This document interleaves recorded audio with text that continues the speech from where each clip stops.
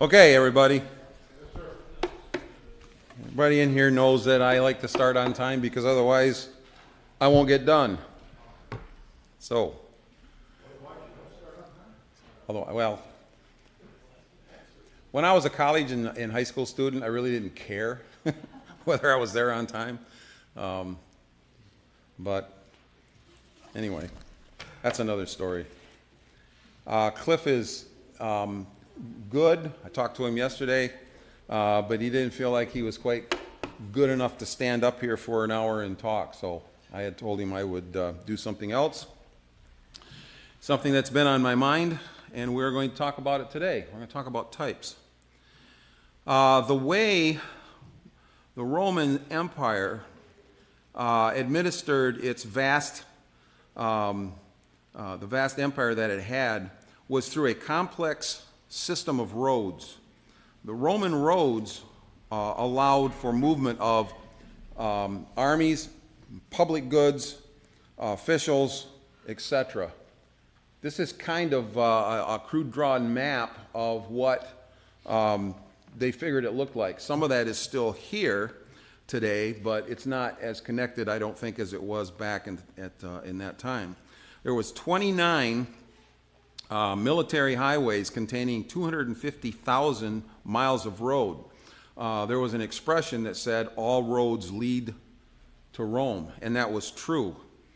In a sense, these roads all pointed to the one thing that the Roman elite, the government, thought that was important to the people that they governed. Likewise, this is just an example, but likewise, the Bible is written in a way that points the people of God in a specific direction. All of the various aspects of the Old Testament point to what is important. All scriptures point to Jesus. What is it that the Old Testament continuously points toward? It's the theme of the Bible that we've talked about so many times in classes before. The seed, which becomes a son, which eventually is a mediator, which becomes a king and a priest as the Old Testament unfolds itself. So, the question I'm going to ask first is, what are the kinds of devices used by the Bible to point us in that direction? And there's several. I'm just going to mention a few, and then we're going to concentrate on one for the rest of the time we have here. The first one is the redemptive historical progression. The history of the Jewish nation points in a specific direction. Adam points to Seth. Noah points to Abraham, Isaac, Jacob, Joseph, eventually to David, all following the progression of redemptive history as it moves forward via a historical setting and points to that one thing, the seed. The next one we have that the Bible utilizes is the promise fulfillment. God made promises to Adam and Eve, to Noah, Abraham, David, other characters in the Bible that reveal important aspects about this promised seed. There are what's known as longitudinal themes, long swaths of time of things that happen that are themes of the Bible. Of course, we know that the main theme of the Bible is we just said it, we've said it in a lot of classes before. Come on, there's people in here that has to know that. Huh? The Son. Specifically at the very beginning, we know it as the seed, but it very quickly becomes known as a son, and then further. Yes, that's the main theme of the Bible. But there are others: provision, judgment, deliverance, covenant, grace. These are all important themes of the Bible also. All of these show various characteristics of the one who wrote the book, as well as the seed that had been promised. And then, of course, there's the one that we're probably fairly familiar with as Christians, and that is the writings of the prophets. As the Old Testament progresses, major hints and clues are given to expose what the promised seed is going to do and say. And then, of course, when we get to the New Testament writers, they reference the Old Testament countless times. As the New Testament writers go on, they quote Old Testament sources to show how it constantly alluded to something that was future. So they were more or less the witnesses that what the Old Testament pointed towards actually happened, because they saw it firsthand. And then finally, we have the typology and the symbols. We've talked a lot in some classes that I've taught over the past couple of years or so about symbols, and only touched slightly on typology.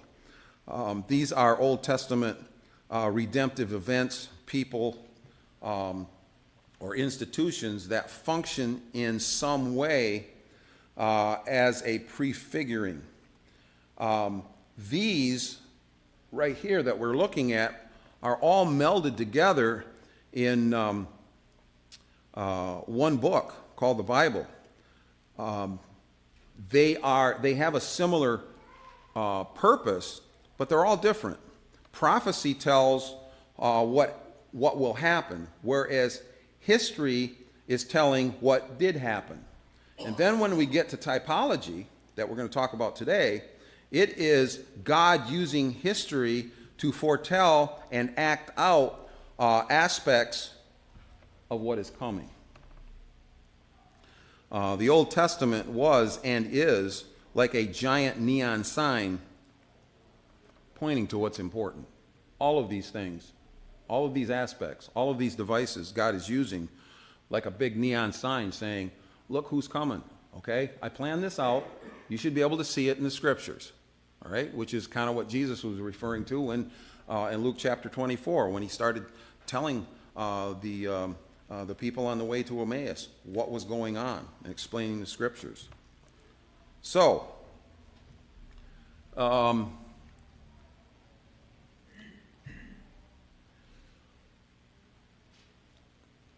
what are the reasons for all of these devices? And of course, one of the main reasons is that they are a schoolmaster to bring us to Christ. These are the things that when we read in the Old Testament, they bring us and show us that what the apostles saw and wrote down has to be true, according to Galatians chapter 3, verse 24.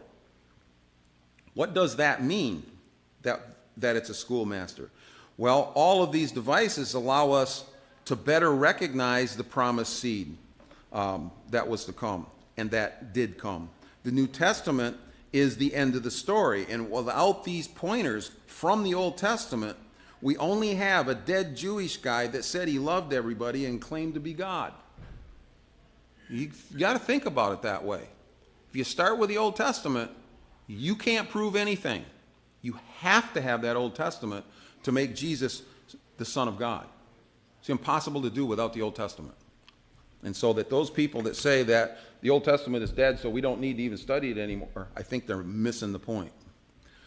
Why do Christians need to know these things? Isn't the Old Testament done away with? In order to convince the lost world, we cannot start with the New Testament. We just actually said that before I read the notes. The comparison of what the Old Testament writers wrote to what the New Testament witnesses saw is what convicts hearts, that Jesus must be God.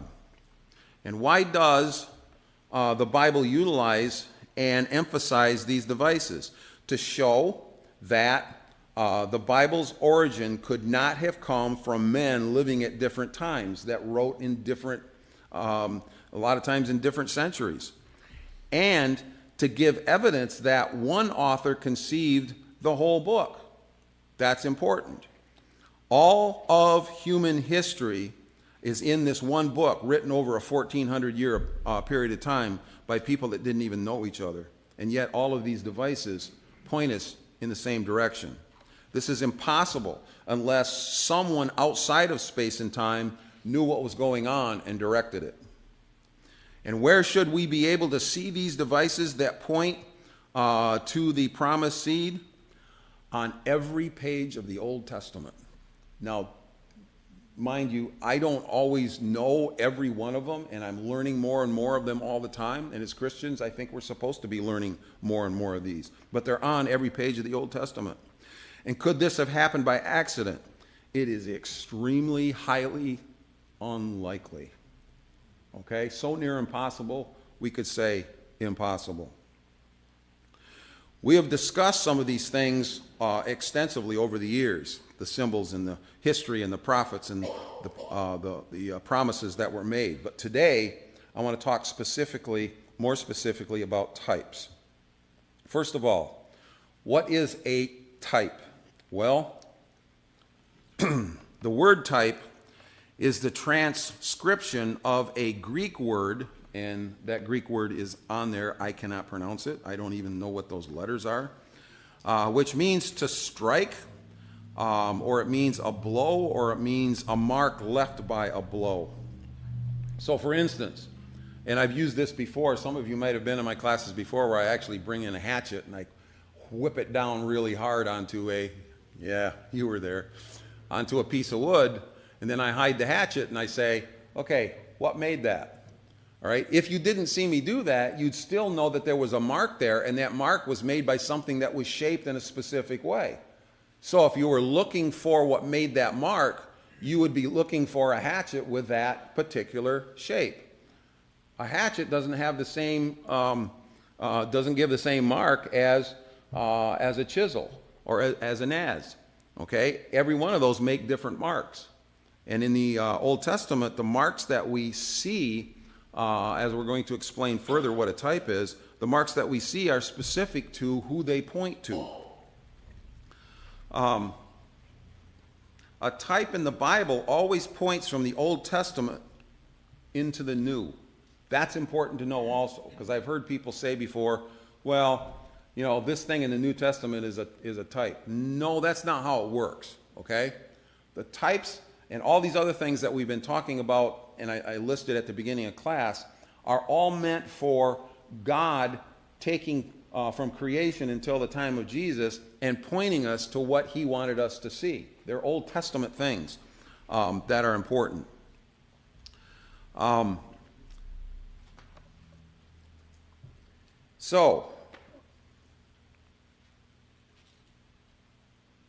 And that's not what I want yet.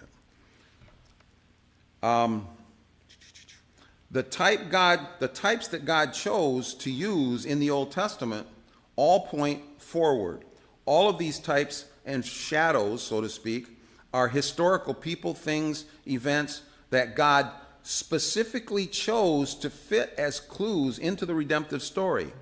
Types are simply parts of that true story which are historical on one level and point forward at another level to what they prefigure. The typology of the Old Testament can be thought of as kind of like a picture story or picture language being acted out. When the Bible writers record an event in the Old Testament, God had them write it down in such a way as to make for an illustration of something that was coming. And there is always an escalation of this. In other words, it starts out minute and small, and it gets bigger and more prominent and more detailed as the Old Testament progresses. Okay, so kind of like the progression of a painting, the clues begin in God's revelation. They were broad and they were vague. These clues were more or less subtle, and sometimes we miss them. But as the history of the Bible progressed, the clues became more and more detailed, like this painting, so we can see more and more of it. And then finally, it's not until Jesus actually shows up and dies on the cross and resurrects from the dead that we see the whole picture constructed in the Old Testament, and that we can now understand it. Only Then did God's plan become clear to anyone who wished to read and understand the whole story. God wrote this book this way on purpose. Okay? One of the reasons why he did that on purpose that way is so that people that are looking for the truth, when they read it and they start to understand, oh, look how this was written in the Old Testament. Somebody had to pre-plan this to match what was going to go on in the New Testament. Okay? That's why guys like Wissam, who some of you saw speak on Wednesday night on the video, when he had read the New Testament, he didn't really know what to do, and he knew there had to be more. So he started searching and finally found the entire Bible and read the entire Bible and knew the whole story. Unfortunately, we sometimes grow up that way, not realizing this, and so we have a shallow understanding of how God wrote the book, okay? Because we didn't have the experience that Wissam had. St. Augustine said that the new is the old contained, and that the old is the new explained. And that is true, okay? My brother once put it this way: God typically acts in certain ways and with specific criteria, and therefore through God's system of types and antitypes are the fulfillment. So if there's a type in the Old Testament that is pointing to Jesus, Jesus is the antitype. Okay. In our illustration of an axe, the type is that mark. Okay. The antitype is the axe. Okay. So the antitype is always the real thing. Through God's system of types and antitypes, we find God acting the way that he always does. Okay? He's doing things the same way over and over and over again, so we get the idea by the time the real thing happens. R.T. France once said that typology is the theological interpretation of the Old Testament history, which is the reason why we need to understand the Old Testament. Just like John says at the end of his gospel, many more things could have been written, but the world could not contain enough books to hold it all. And that was just what Jesus did, let alone the history of the world. I am convinced that God is very selective about what he had the Bible writers record. So when it comes to types contained within the storyline of the Old Testament, he recorded specific examples and left others on the cutting room floor. And he did this on purpose. That's why we read the Old Testament a lot of times. We want to know more. Okay? We ask questions very specifically about, well, did God do it this way or that way? The story is being told to bring us to Christ. The story is not being told so we know every detail of what happened in history and what God is exactly like, because we can't understand that anyway. It's a very, very complex book in that respect. Then, with the ones that he did select, he tells his story in such a way as to emphasize what he wants us to understand about the seed that is coming. That's the whole purpose of the book, the whole purpose of the entire book of the Bible, not just the New Testament. All right, so we're going to take a look at a few examples here. So, first one. And some of them will be questions, and some of them you'll know right away. I'm going to start out with a question. When was the first time a blood atonement was made for sin? First time in the Bible. Yeah. When God slayed an animal for their... Yay! Somebody's been looking for these. Good for you. Yeah, absolutely. The Lord made garments of skin for Adam and his wife and clothed them. And we think about this as simply being the story of what happened because they were naked and they were ashamed. And there's truth to that. I mean, absolutely. But that's not why it's in the story. Okay? It's in the story because an animal had to be killed, blood had to be shed to cover them. First hint of what redemption was going to be like. Coming from the Old Testament, coming very early in the book of Genesis. The shed blood from a dead animal in Genesis chapter 3, they're types. They're types of who? Of what? What? Christ. Absolutely. We see Adam and Eve covered with skins of a dead animal. Therefore, the blood of these animals covered their sin. And we see the result in the skins. These dead animals whose blood had to be shed for the sins are types showing a small glimpse of what was to come. Notice that God and Adam and Eve were acting out this story. Okay? God interacting with them. God chose how to cover them, and he didn't choose bigger leaves. Okay? He chose animal skins for a reason. Do you see how he's all of a sudden from the very beginning beginning to direct the story, how he wants it to be, how he wants it to go, what he wants people to see? Yeah. Adam and Eve covered themselves with leaves. Yep. That's not the way God wanted it. Well, God doesn't care if we cover ourselves with synthetic material nowadays. The point was then, But we've had to think on our own. but the point then was one and one only. There was a sacrifice. There was blood. That was the only thing that God wanted us to see. So that's why he used it. What about Enoch? Is he a type? And how would he be a type? One of the most important aspects of the beginning of the chapters of Genesis is one phrase. Now, we concentrate on, I can't read these words, I don't know how old the earth is.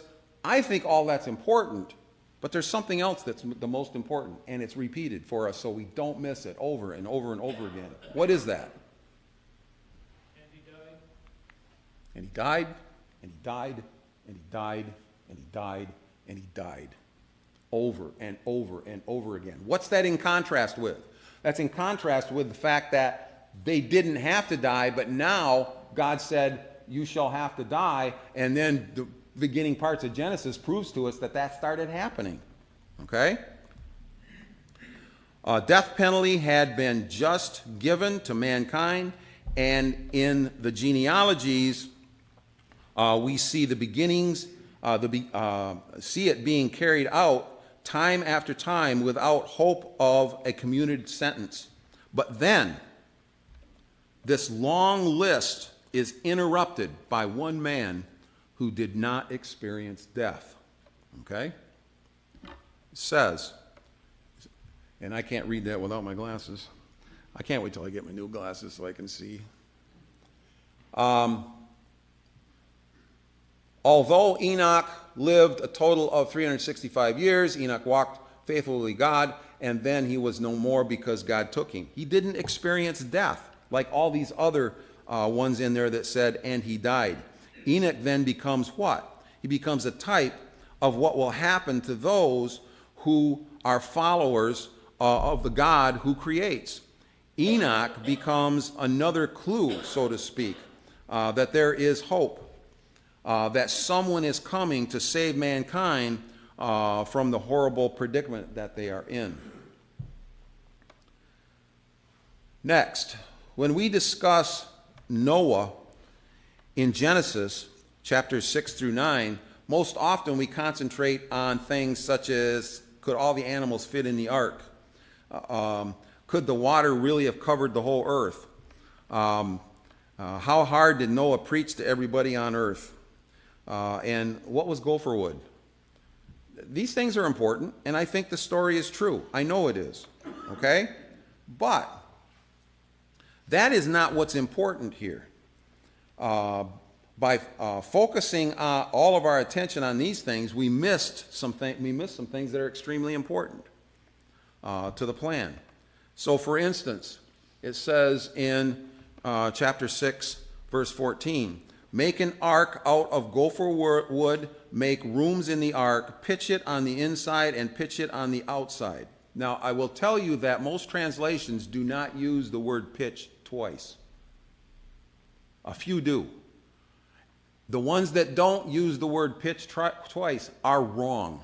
In the original, there are two words, and they are two different words. Okay? When I discovered this, I got really excited, and it was like one of the few things that I've actually been able to tell my brother that he never knew. So I'm kind of proud of this one. In this verse, the gopher wood is not the important part. It is the pitch. And that, like I said, it's used twice in the Hebrew. If you look closely at the meaning of these two Hebrew words that are used for pitch, we find that they are very significant to the storyline of God's redemptive plan.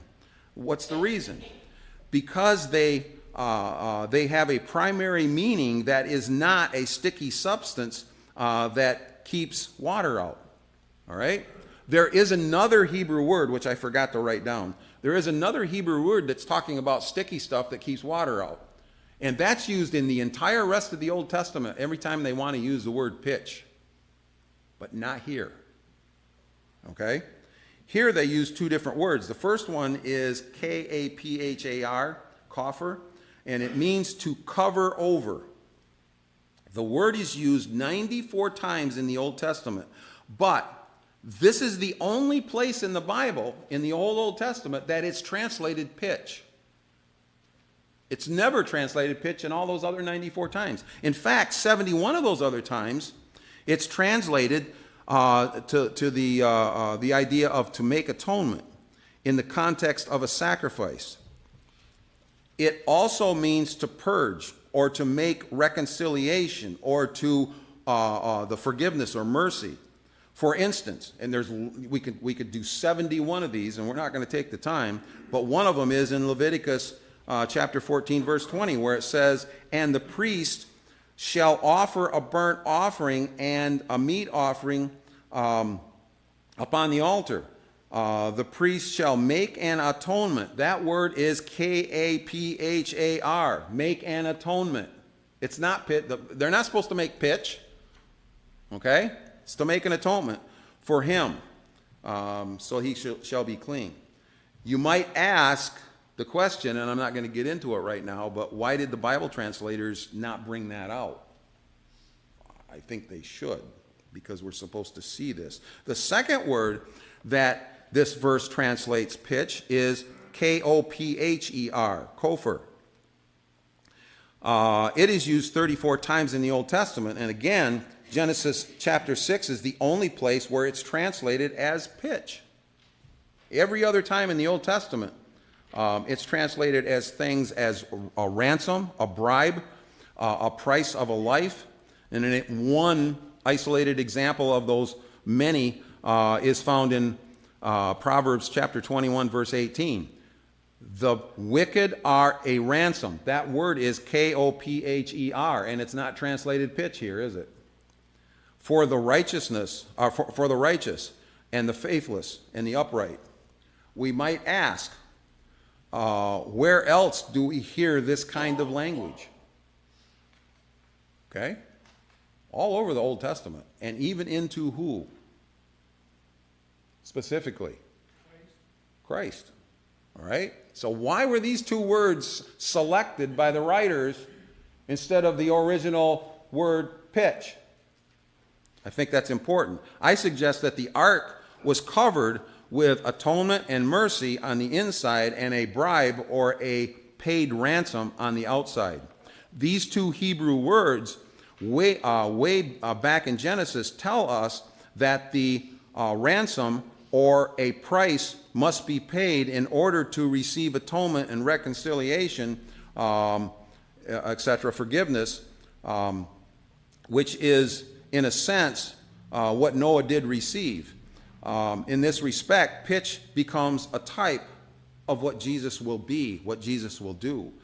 This idea of receiving atonement because of a ransom that was paid is one of the more important themes that runs throughout the Bible. These two words foreshadow two of the important aspects of that coming seed. Ultimately, it is Jesus that will become the pitch or the bribe, more specifically, the bribe or the price that needs to be paid so that mankind can be redeemed and be reconciled to God. pitch is a type. And I want to cover very briefly in like one sentence, 2 sentences here, about something that probably some of you growing up in the church would realize, and that is also because of the pitch, that the ark itself becomes a type of what?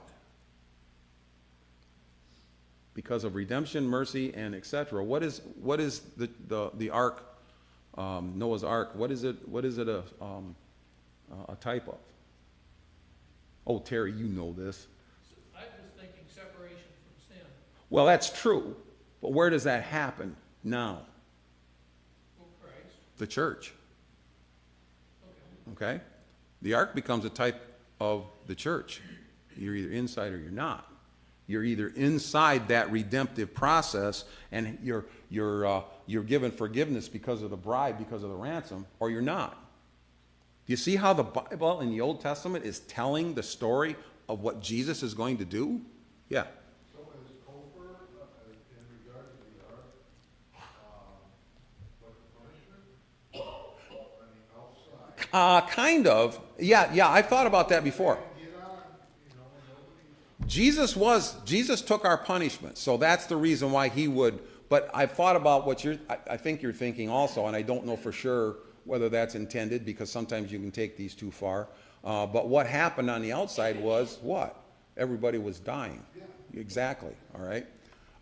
But I think if it is, the way that it's utilized is supposed to show us that their dying could not save mankind. All right. So that's a possibility also. Okay, I want to move to another one. In the Bible, we read about a son that is to be sacrificed, the only son of the Father, the promised son. This son is essentially dead for 3 days, but then he arises from his deathbed, and in the story, we find that there's an actual sacrifice that is actually a substitute sacrifice. Where does this come from? And you can think either in the Bible again, but where does this come from in the Old Testament? It's the story of Abraham and Isaac. Okay? So every detail. See how it's getting more clear and more clear as even just Genesis progresses? Okay? We haven't even gotten to some of the other books that we're going to get to yet. Oh yeah, we got some time. I'm going to hold some questions because I want to make sure I get through all this. Remember your question and ask, or your comment, all right? Tell it to her so that she can remind you, because I know you might not remember.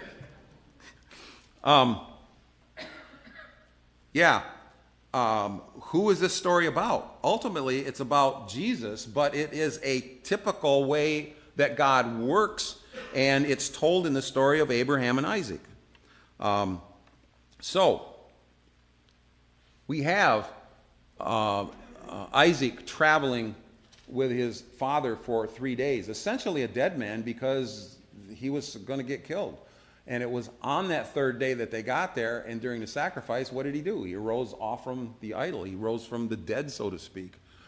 And there was a substitution, which Jesus is our substitution. And that's what that ram, that male lamb, so to speak, signifies in that story. Okay, the Bible speaks of someone who came into the world through a special birth, one who was beloved, the beloved son of the Father, a person who was forced to go to Egypt when he was very, very young, someone who was scorned and hated by his brothers, one who became a servant and resisted temptation, one who was sold for silver and falsely accused and was condemned to die even though he had done nothing wrong, one who became like a son and was then raised up to sit at the right hand on the throne. At one point, he was between two criminals, one on each side, one saved and the other one lost. He is one who gave the bread of life to all who would come to him. And when his followers and his very family specifically finally believed and realized who he was, and that he was alive instead of dead, they were drawn to him, feared him, and worshiped him. Yeah, that's the story of Joseph. But how many of those things point to Jesus? We get a lot of stuff in that story of Joseph that happened in real life. I believe it did. I know it did. Okay? But it was written down in such a way so that we would realize when Jesus came that God had written that ahead of time. And whoa, that story of Joseph, that's Jesus. Look what Jesus did. Okay? Types are important in the Bible.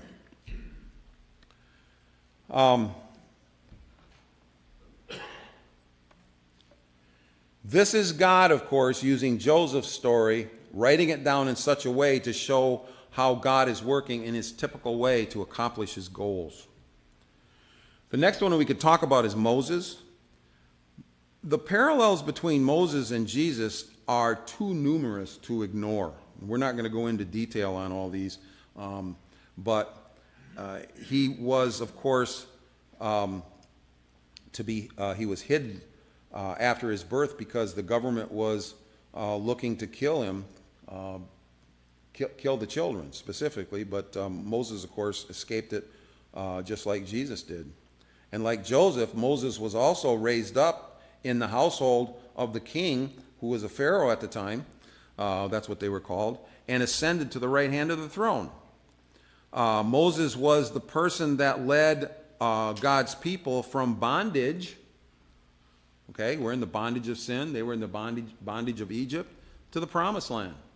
Where are we going? Okay, the promised land itself is a type of what is to come. Moses was a mediator between God and his people. All of these characteristics, which are typified in Moses, become reality in the antitype Christ. And here's a few more. All right? We could go into detail on all of those. Those are just a few of the things that make Moses a type of Christ. And of course, when under the column of Matthew, we're talking about things that Matthew talks about that are comparable to Moses. In Exodus chapter 12, we are told for the first time about the Jewish Passover. On the 10th day of the first month, Israel was to set aside a lamb without blemish. And on the 14th, they were to kill that lamb, and then the blood, of course, was to be spread or painted on the sides and the top of the doorframe. You see, the death angel, get this idea of death again, all right? The death angel was coming to selectively kill anyone that was in the land. And I mean anyone that was in the land. Okay? You say, what didn't? Yeah, he didn't, but there's a reason. We need to know, we need to look very closely at that reason. We know that God had told Israel, I think more than once in the Old Testament, that they were no better than the other nations, and that the only reason they were picked as God's people, as his people, was because of his promise made to Abraham. It wasn't because they were better. They were never better. Okay? So, if Egypt and Israel were both sinful, what was the reason why Israel's firstborn was safe and Egypt's firstborn was not? Because the only way one could be saved from this executioner was to be inside a house whose doorway had been saturated with the blood of the Lamb. Do you think that we might find a few types in there somewhere? Okay? Absolutely. That whole story is about that. We did a class not long ago. I did a class not long ago about three categories of the law of Moses. And I mentioned that, and then we specifically honed in on one. The three categories, the three different divisions of the law of Moses, of course, are the civil law, the moral law, and the ceremonial law. That class was specifically about the moral law, okay? In other words, the Ten Commandments. And the Ten Commandments itself, the idea of God's moral law has not been changed since the very beginning of creation. We showed that. And if you want to watch that, it's a 9-part series. It's still up on our YouTube page under Otisville Church of Christ. On the other hand, the ceremonial laws of the Old Testament have a specific purpose.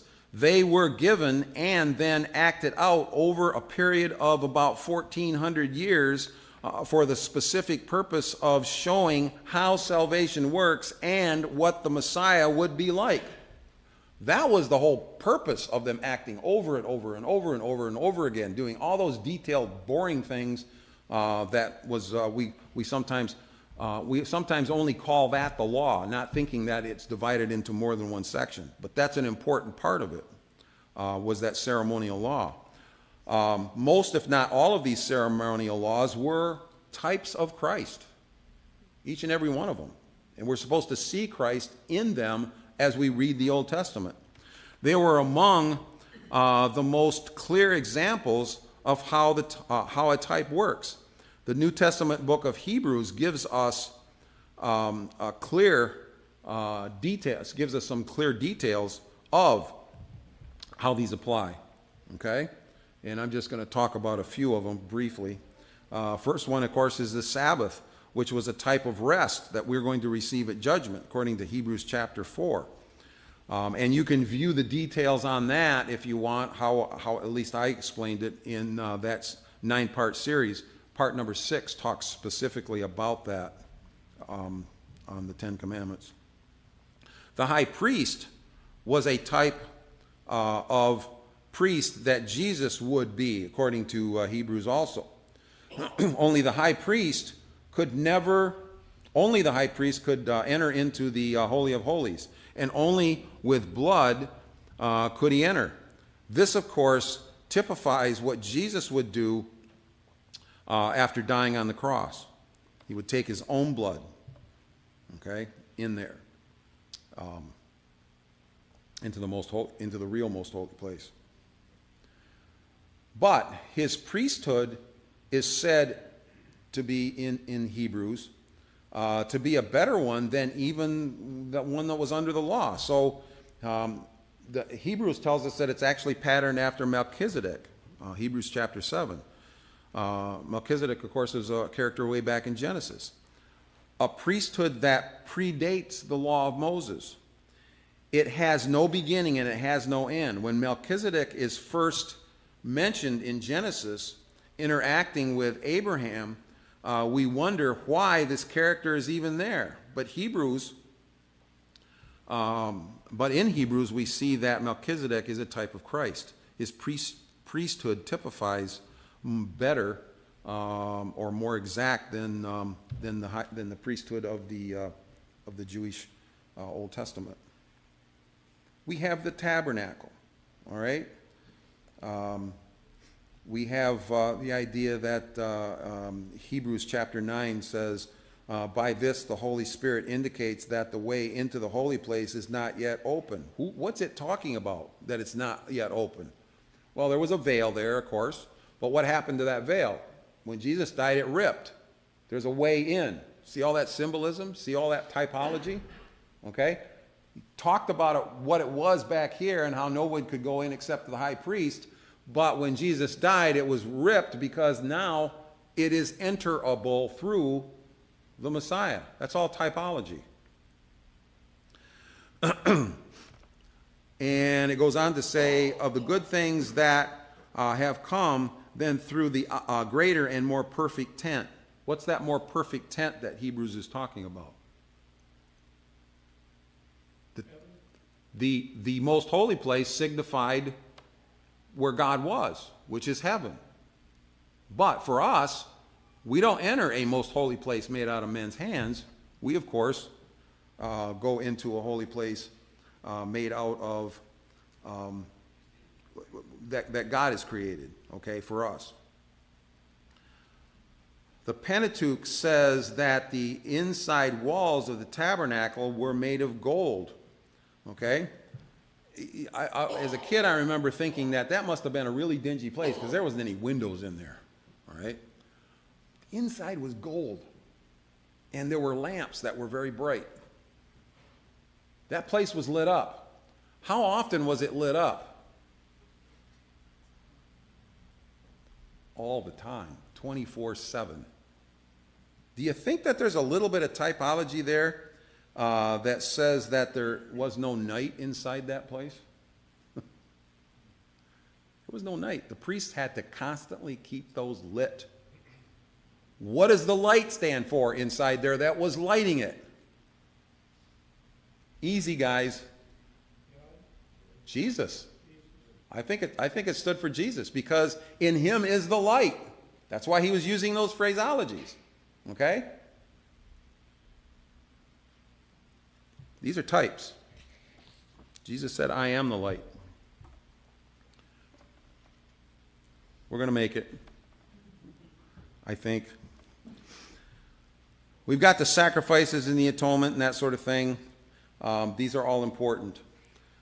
There are so many more of these. We've only done 5 out of the 39 Old Testament books, and we haven't even done all of what's in those 5 books. The whole Old Testament is chock full of these things. Let me give you a couple of quick examples. Well, first of all, a book on the right there is kind of an interesting one. I have it. I haven't read the whole thing yet, but he wrote a book called Jesus on Every Page, and he proposes just what it says, that Jesus is on every page of the Old Testament, and I believe that he's right. This other book called the Jesus Storybook Bible does the same thing, only for children. And if you don't know it, that book on my left here, Jesus Storybook Bible, is what we pattern the children's worship on downstairs, so that every time we have a lesson, we see how the kids see how it's related to Jesus and why that's important. As adults, we don't always, we've been taught not to necessarily know those. Okay? If we look carefully, you should see these kinds of hints and types, etc., of Jesus everywhere in the Old Testament. Bill Dover got done doing Ezra and Nehemiah in his last class. He brought some of this out. But what about the Balaam's talking donkey? What about the rock that Moses struck? What about the manna? What about the burning bush? What about the scapegoat? What about the cities of refuge? What about the brazen serpent that was raised in the wilderness? What about Joshua and Solomon and Jerusalem itself in Babylon? We've talked about Babylon when we did the study of Revelation as a symbol, as a type. What about the Jewish nation itself as a type of the church? This list is long. What about when Thebes, I think I'm pronouncing her name right, dropped a millstone on Abimelech's head and crushed it? That's important, all right? The idea that the head was crushed, all right? What does it point to? It points all the way back to Genesis chapter 3:15, and it points to what Jesus was going to do. So, one more, real quick. In Genesis chapter 3:15, we hear God say, I will put an enmity between you and the woman, and between your offspring and hers. He will crush your head, and you shall strike his heel. This is, of course, as we've discussed in other classes in the past, this is the Chekhov's gun of the Bible.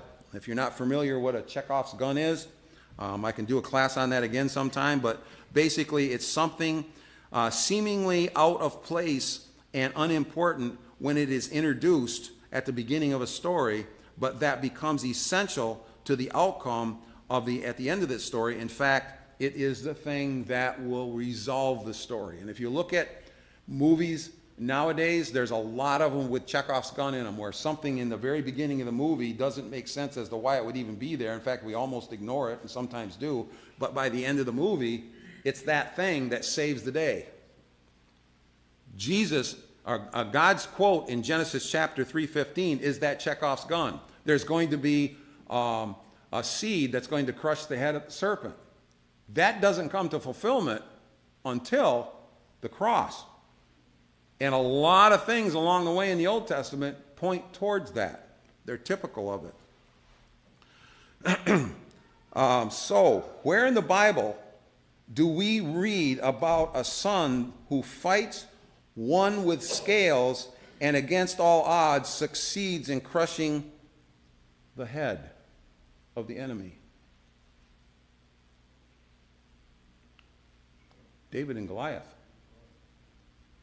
The wording that's used, no reason for that wording to be in there whatsoever. The wording that's used in the story about David and Goliath that has to do with the armor points us to a serpent. Okay? Especially the original Hebrew, but even in our English Bibles, we can see that. And how is this serpent killed? By Israel's Savior using a small stone which crushes the head of that serpent figure, okay, of that enemy of Israel. Types are everywhere in the Bible. There are so many, we would have to have a year-long class on this. Okay? My point today was to let you know what they were so that you can start looking at them and finding them on your own. Maybe tell me of some that I don't recognize. All right? And they all point. Always look for this because they're going to point to the one that they typify. And they are, of course, evidence that our God is in control because they had to be written into the story in such a way as to not disrupt the story and to point the direction that they're supposed to. I'm sorry, Bob, I didn't leave much time for your question. Do you remember it? Yeah, a little bit. We're kind of like the type, we have a tent that we live in. So we are not a type. No, But the no, but it is like, but what I'm trying to say is, the ark has it's on the outside and on the inside. Okay, and then Christ was your atonement. Well, then, we, will have a new body, just like the ark was. So, and then the people inside saved, and our souls will be saved at this time. It's kind of a, we're like, we're not his type. good. Anybody else? Thank you.